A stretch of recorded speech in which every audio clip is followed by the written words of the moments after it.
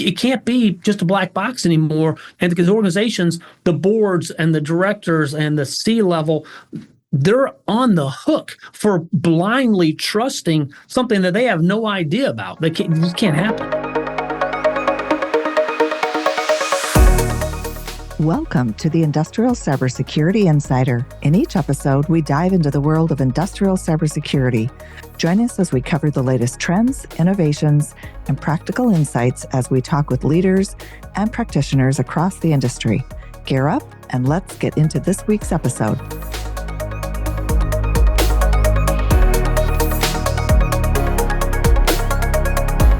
Hello, I'm Craig Duckworth. And I'm Dino Busalachi.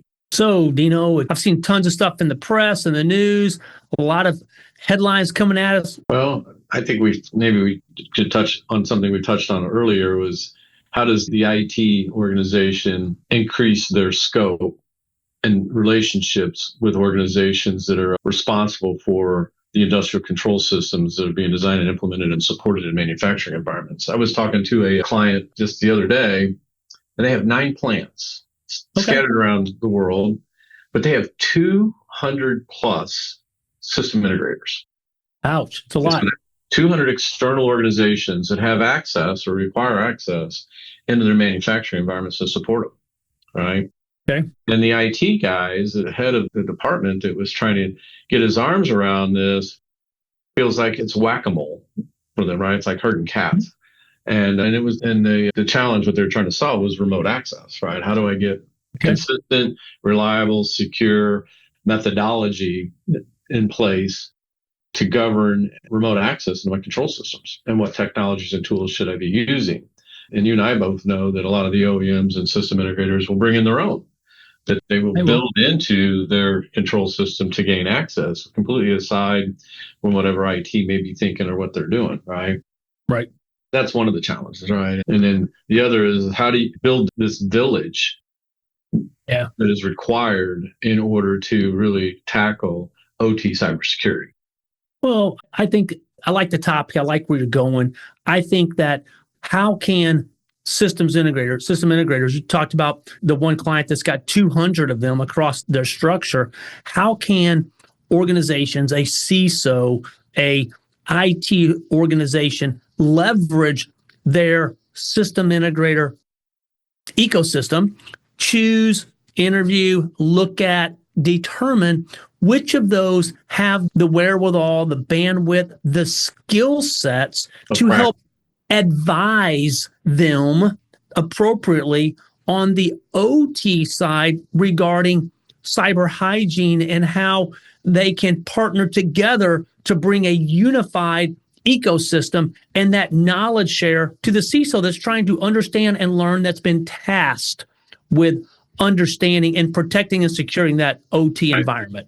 Well, they have to cut through the noise, right? The CISO does, right? There's many out there who can talk the talk, but then there's those, how do you get your sights set on those that actually walk the walk, right? And that's the challenge. Right? And it gets what you just said about interviewing. You need to sit down and, as an IT executive who's responsible for cybersecurity, and determine who are your top OEMs and SIs that your firm spends quite a bit of money with. To deliver solutions and technology in these machine centers to operate your plants, to make the goods that your client makes, your revenue generating side of the house, right? Right. So, and you have to, where are they? Where is the skill set and the practice of those OEMs and SIs as it relates to cybersecurity? And you and I both know that those are very few, right? People talk about the unicorns.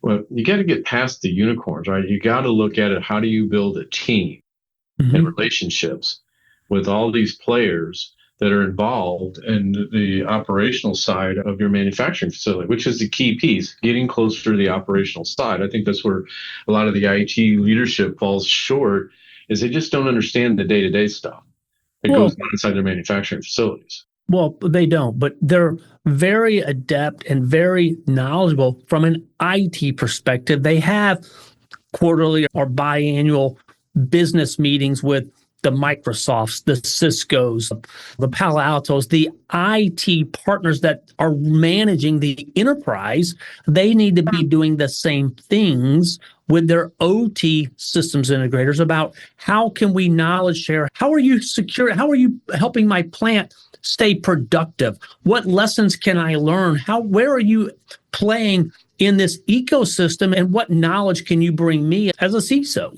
Right. Well, and you got to find those expertise gaps, right?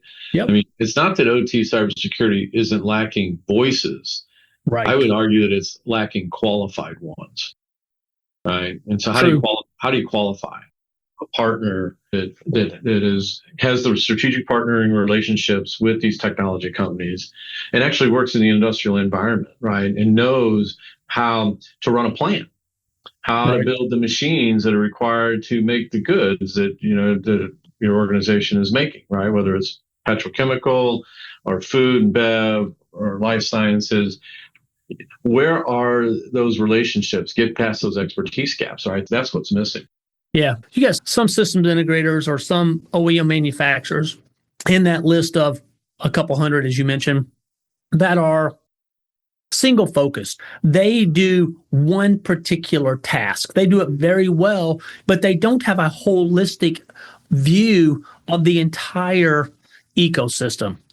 Those are easily, I guess, removed from that pool of talent because they don't understand the whole focus. They do great with what they're doing, but how do you look at somebody that understands everything? Well, and it's not always about cybersecurity, right? No. I mean, that's the lead conversations. That's the initial messaging. But there's also a lot of process integrity, operational integrity results of the information that is acquired by these cybersecurity tools that are being implemented in these plants. I mean, every single manufacturing facility that we go into, we find instances of not only potential disruption, but actual disruption that's not really a cybersecurity event. No, not at all. As much as it is something that's going on as being disruptive to those control systems, right? Well, it could be a misconfiguration. It could be someone that simply is doing a task, not recognizing the implications of what they are doing has on the control space. Well, there could be hundreds of dormant accounts that are sitting out there. Maybe you had an event, a startup. Let's say you had a startup last year. And so there was a lot of activity, a lot of people involved in getting a startup in your plant to get, let's say, your packaging systems up and running. Well, did anybody go back through and clean up all those accounts and all those applications that they were using for the startup that aren't required today from operational active running?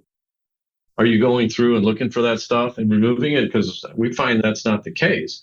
And remote access, what kind of remote access do they put in there? And what do those users have access to realistically when they are connected in that environment? Right. There's this whole bevy of things that clients are unaware of because the OT team is the one that instituted this effort and kind of ran it almost autonomously. Asking for peripheral help from IT periodically. Hey, I need some IP addresses. I need a port on the switch. I need some ports open on the firewall. And so that's kind of more like their engagement on the IT side. But all the applications and the control system network and the infrastructure those applications run on are usually typically independent. And even if IT is managing portions of the infrastructure, it still doesn't mean that they know what's going on under the covers as far as from an operational standpoint. Right. And activity involved with that. Well, and there's two pieces. You've got someone that comes in and does, let's say, a startup, an implementation, a one-time, let's call it project, versus strategic support that can look at your organization strategically and long-term outside of just the next 90, 120, 180 days that can see 1, 3, 5 years down the road and help you grow and understand how do you get from point A to point Q in your task list down the road.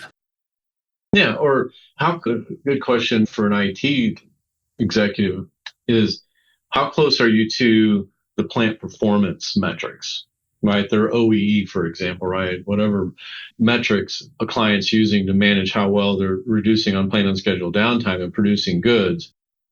How is that IT team plugged into that, right? Mm-hmm. And when you talk about InfoSec teams, security teams, that's not the stuff they focus on. No. Right? And it gets back to, okay, well, now you need to start interviewing your operational teams and their suppliers on the things that they're doing to improve upon that. Right? Yeah. And when you talk about improving your OEE, just a few percentage points, and depending on the size and scope of your organization, that could be literally millions of dollars in loss that you're taking because of things that are being disruptive in the environment that nobody's really fully aware of or understands how that disruption happens.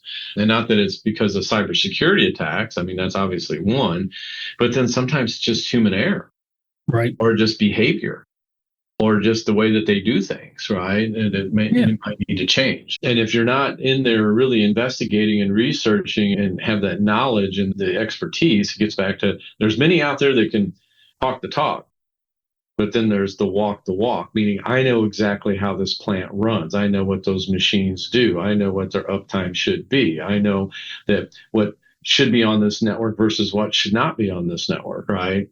Mm-hmm. And nobody's really weeding through that well. And even if IT has an initiative to try to separate the IT and OT networks, to what extent are they going all the way down to the PLCs and the drives? Or are they just working at the IDMZ level? And then what are those OEMs doing? There's 200 of these OEMs in and out of my environment on an annual basis. What the heck are they doing? Well, right? And you look at a strategic plan, you look at some sort of roadmap, which again works very well, but on the manufacturing side, in the control layer, changes happen daily. There's no standard or consistency. There may be, but we walk into a plant, we may have the best laid plan in the world, and there may be a fire drill that morning that plant manager or that controls engineer is doing to support production operations, and your entire months worth of planning can go in the trash can, because if you don't know how to adapt, adjust, and modify based off of what's really happening, it doesn't make a difference. Right. Well, and so what you should be thinking about is how do I build cross-functional teams where I pair up OT cybersecurity engineers with cybersecurity professionals, or OT engineers, right? The plant people. Yeah. And pair them up with your cybersecurity professionals. You should mandate field experience. You got to work in the field. Mm-hmm. You got to spend some time in those plants. You can't show up at the plant once a year or every other year and be able to gain the expertise and knowledge that you need to have in order to do this correctly. Rotate your staff through the plant environments, right? Rotate them through, right? Yep. Turn incidents into learning experiences, right? So mm-hmm. there's a whole lot of things that you can do in order to improve your cybersecurity posture. The question is, and you can't do it with your internal organization entirely. I know a lot of companies try to do that. You're just not going to have the depth and breadth of expertise and knowledge to be able to pull that off. Well, look at organizations today. In today's operating environment, everyone's doing lean. Everybody's doing just in time. Everybody's tasked to full capacity with whatever they're being tasked with. It doesn't make a difference. You're working 45, 50, 60 hours, and sometimes more than that every week. They're not looking for a new job. They're trying to finish and get off their plate everything that they have to do every single day. So you can't just pile on top of. You need to say, okay, you're dedicated. Your job is this, and here is your partner or the team that you're going to work with, that cross-functional team that you mentioned, and collectively, here's what you as an organizational piece is going to be tasked with. It's got to be something like that. Yeah. Well, like I said, as an OEM, you would think that we would have more conversations with IT teams that are trying to solve this problem, right? I don't know who they're talking to. If you're not talking to your primary general OEM and SI on a fairly consistent basis to find out what they're doing every day in your plants, it's a breakdown in communications, right? That's a gap. Mm-hmm. And we don't see that today. We don't. And there's not very many OEMs and SIs out there that necessarily have the skill either, right? That's why you've got to go and interview and find out which of your partners are actually moving in the same direction you are or the direction you want to go. Versus you reach out to a system integrator and you want to know about their internal cybersecurity practice. You want to do a deep dive into it, and you find out that it's either very shallow or it doesn't exist at all. Right. Well, there needs to be, and we've said this 100 times. The CISOs need need to know who to call, who to reach out to, who to work with, how to get that knowledge transfer. I don't think it's that they don't want to do it. They don't know. It's different. We've heard that and we've said that 100 times. It's different. It's not your normal stuff. Ideally, the CISO should pick up the phone and call the plant manager and say, who are your primary SIs and OEMs that work in your plant every single day? You could go to procurement and find out who do we spend the largest amount of money with to help us run our plants. Right. I mean, that's a good starting point. It's a great starting point. Who we writing checks to and call the individual responsible for running that plant and who they rely on. Well, they got to start somewhere. And that is a great spot. That's two avenues that give a CISO a place to get that knowledge and that information that says, here's our top spend in the manufacturing. So there's your one good place. Second place is, okay, maybe that's all technology. Plant manager, who's implementing this stuff? Who is connecting this stuff? Who is supporting all this spend? And maybe that's a different group completely. Start there and figure out, what does that look like? Right. Have a vendor summit, right? We participated in those. Have a vendor summit and have the vendors come in and present to you what they're doing and what their capabilities are, right? So let me ask you this. I know you've been to a couple vendor summits for some of our clients. Was IT, CISO involved in that, or was it strictly the OT ecosystem? Well, it was being run by OT. Again, there's the gap. That's a problem. They were running it, but the IT, there was participation by some of the IT teams, especially around those that are getting it, right? You still got the 60% that are still out there navel gazing. Yep. You got 30% that are actually starting to do something, at least exploring, piloting, demoing, maybe starting to build a cross-functional team, you would hope. And you got 10% that are actually moving down the road and making some moves and investing in technology and resources and strategy and building out their governance and their policy. And that's 10%. But you as a CISO, if you don't know who your top OEMs and SIs in there that you're spending a tremendous amount of money with to help you keep those plants running, you're going to have to pick up the phone and call them and say, I'd like to have a chat. Yeah, without doubt. Because the OT guys aren't going to influence that per se. Nope. I think they'll support it, but they're not going to drive it. Right? Because they don't think it's their responsibility. What is their responsibility on the OT side is safety and production. And we've talked about this before. When organizations take digital safety, what the cyber physical systems and the connectivity equally as important, and begin viewing it the same as physical safety, machine safety, PPE, I think the message changes. They view it differently and they don't take it with the same amount of severity, and the implications are just as bad. It's going to harm an organization financially more from a digital standpoint if they are shut down, if production is halted, as it will from a physical safety if someone loses an arm, an eye, God forbid, an entire life, where OSHA steps in and shuts it down, does an investigation. The implications are the same or greater.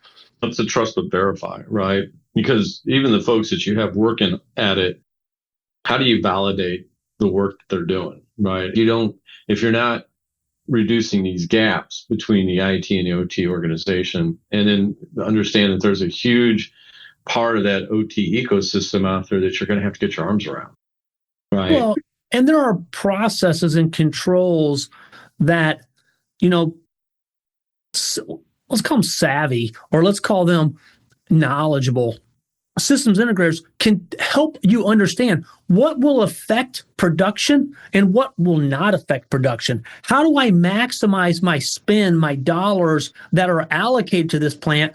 Why do I want to chase some corner case that means nothing to production where I've got all these things that are really important that I should focus my money on? System integrators can help you with that flow.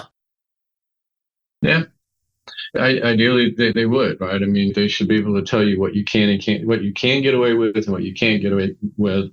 But at the same time, you're also having to educate those OEMs and SIs and technologies are not disruptive to their work, right? Complementary, right? And trying to get past this, it's like, how many times have you heard, don't touch my machine. If you do, I'm not going to support you, right? If you get in there and want to put a piece of equipment in there or some software in there to help with cybersecurity discovery related activities, you get pushback from the OEMs, right? Well, start having conversations with them now and recognizing and convey to them, this is not disruptive. This is why we're doing this, right? And this is how we do it, right? There's obviously several ways to skin that cat, but you got to start with the conversation with who those people are. Yeah, we see it where cross-functional team needs to include them in this discussion. Yeah, it does. No longer can the days of OEM manages the maintenance for an asset, but the organization is responsible for all the risk because they are being treated as a black box or, oh, don't touch it, or you got to keep away from it. But we're responsible for the risk. We need to know what's happening there, who's in and out of that environment, what's it communicating with. It can't be just a black box anymore. And because organizations, the boards and the directors and the C-level, they're on the hook for blindly trusting something that they have no idea about. It just can't happen. Right. Well, and you just can't rely on the engineers that are working on site, even at the OEM level, system integrator level, that they even know what their company's capable of, right? That they may have a cybersecurity practice, right? Which are some of the challenges that we see even within our own organization, that there are folks out there that just don't see the bigger, broader picture, right? Mm-hmm. So you can start with the people that are working on site, who are there every day, all day, or a lot, and then get into their organization and find out what their capabilities are. What practices do you have, right? Yeah. So that way you can determine whether they can help you or not, or you got to bring somebody else in. So if we were to, let's call it loosely advise a CISO with a handful, 3-4 questions that they, when they're talking to a system integrator, let's say they do their homework, they pick up, they call procurement, they get a list of spend, they call the plant manager and say, here's who's doing the work, call them in, sit down, have a business roundtable, if you want to call it. What would they ask? How should they ferret through the weeds, if you want, to understand the cyber capabilities, the skill sets, the knowledge of that system integrator around their plant to try and get to who should they partner with for these initiatives? What should they be asking? One is, how do I stack up compared to my competitors? Because we're the second largest SI in the food and bev industry, right? So what are my competitors doing? What are my peers or my colleagues? What are they doing in this space? It would be one good start. Two, what was the size and scope of your practice? Mm-hmm. Right? What are your technology partner relationships with the Ciscos and the Dells and the Armises and the Nozomis and the TX1s and the organizations, the technology companies focused in OT, right? What does a cross-functional team look like, right? What are you doing in my plant specifically? Are you responsible for the network? You're responsible for control systems. You're responsible for process integrity, line efficiencies. You want to try to get into the weeds of what are they doing in there and what is the size and scope of their practice if they have a cybersecurity relationship. Again, what are my peers and competitors doing out there in this space? Yeah. What are you seeing, right? What are you seeing out there? Yeah, great advice. Yeah. Set a cadence. Where do you start? How do you guys start? This. Yeah, for sure. Just got to set a cadence. Set up initially a once a month 40-minute call, 30-minute call. Have that conversation. Work with those teams and try and figure out where they play. There's all kinds of knowledge, research, availability, resources that are already there doing the work. just lean on them. Leverage the expertise that's there at your disposal today, every day. Yeah. If you're talking to somebody that says, yeah, we do that, make them demonstrate to you where they're doing it, how they're doing it. Are you doing, I hear the talk, but let's talk about walk the walk, right? Yeah. What work are you specifically doing? How often are you working in the plant? What is it that you're implementing? What are you installing? What kind of services are you providing? Versus somebody that says, well, I put a firewall in. That's what I do. I mean, that's our methodology. Or we put a VPN connectivity into the environment. That's what they do. And we have a partnering relationship with Clarity. We sell their stuff, but we don't maintain it or provide managed services around it.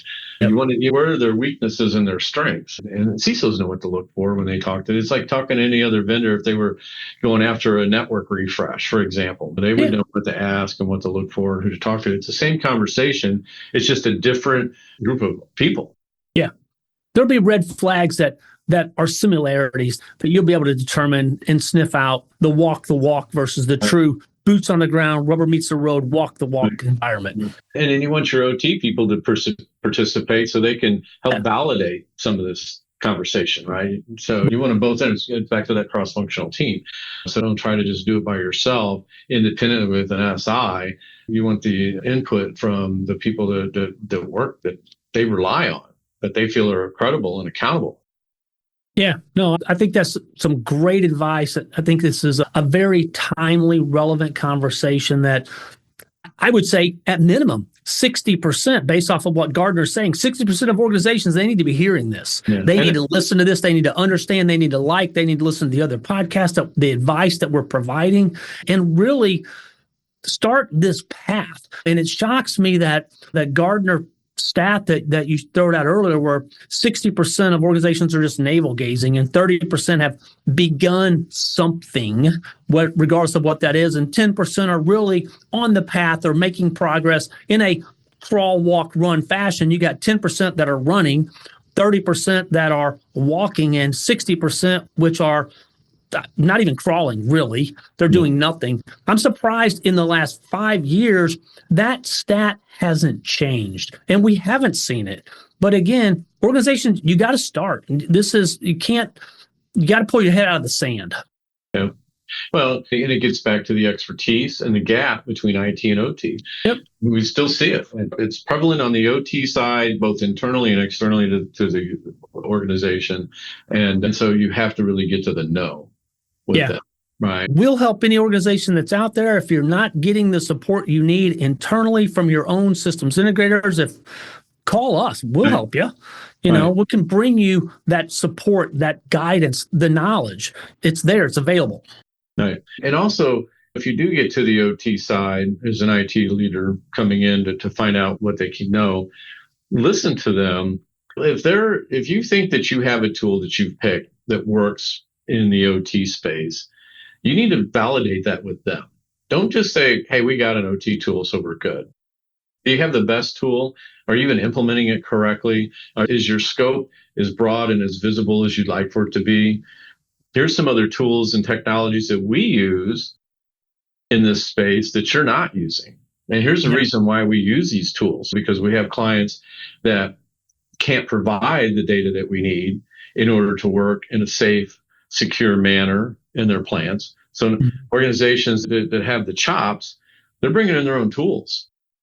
And those tools and the data that they provide can be beneficial to the IT side, because you can move that information up to their tools. There might be some integrations there with some of the IT tools. So you got to dig into it, and just don't assume that you've got it covered and you're going to discount the OT guys because they don't have cybersecurity responsibility. So why would I ask them anything in regards to cybersecurity? If that's your mindset, you're going down the wrong path. Yeah. No, the OT teams, they want to make things better. They recognize that these tools give them, we mentioned it earlier, that operational resiliency view aspect of helping them manage their OEE while providing the cyber benefit to the IT teams and the SecOps teams. So you get both sides of that coin. You got to start moving in that direction. Yeah.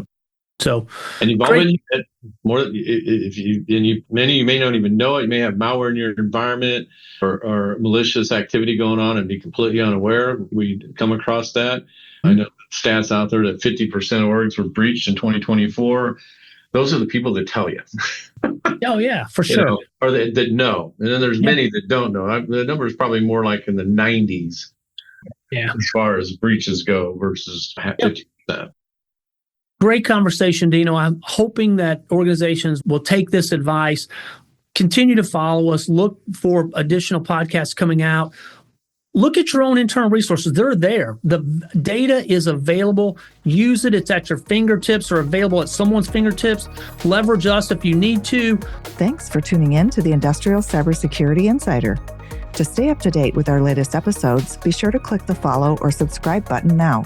And if you found this podcast helpful or have a topic you'd like us to discuss, please leave us a review or let us know. Thanks again for listening. See you next time.